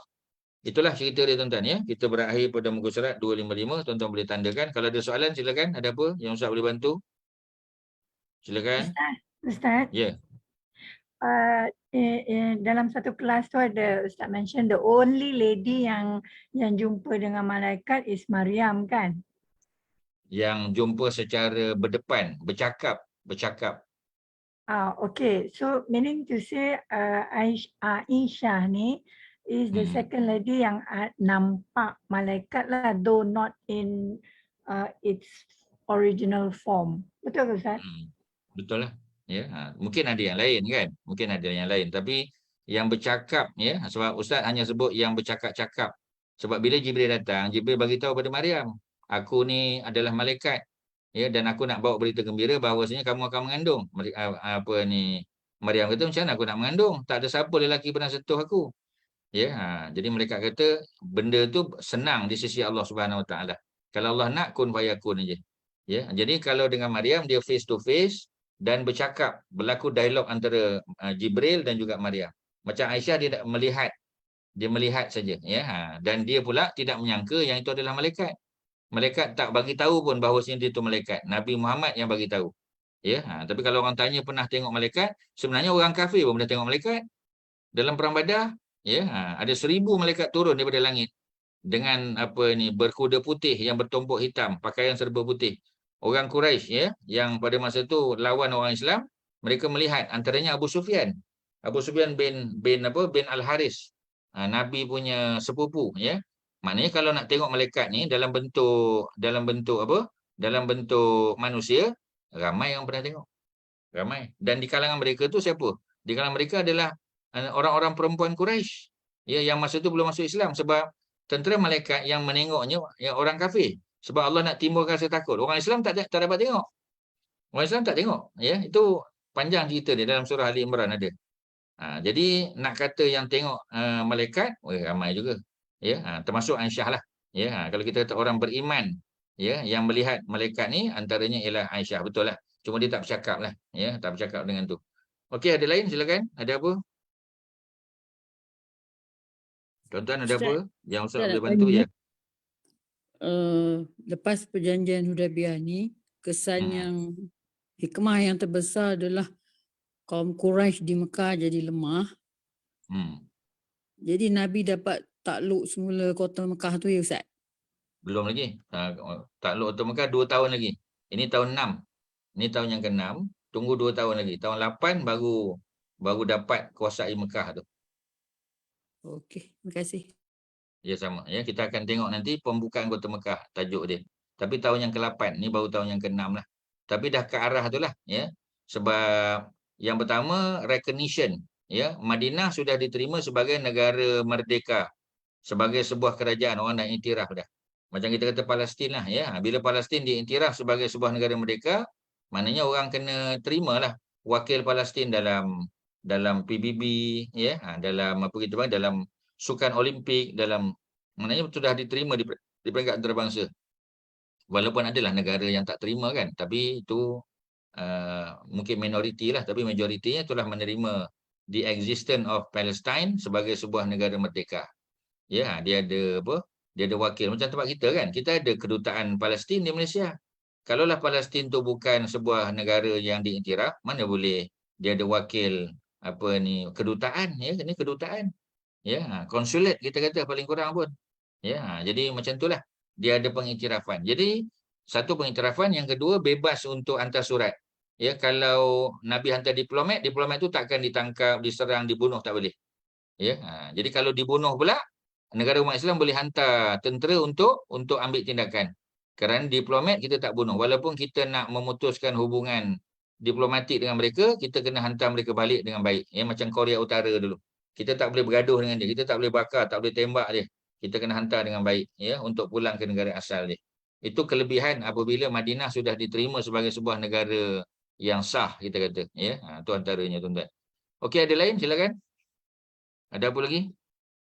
Kalau ada, tak ada ya. Jadi kalau tak ada, sekadar itulah yang boleh Ustaz kongsi. Terima kasih kepada pihak PMP ya, yang sponsor program kita pada hari ini, Haji Shoaib dan juga Hajah Shima ya, tuan-tuan dan puan-puan ahli jawatankuasa PMP ya, dan semualah ya yang sudi untuk bersama-sama kita pada hari ini, walaupun taklah ramai sangat ya, tapi Ustaz rasa lebih meriah daripada Facebook lah ya.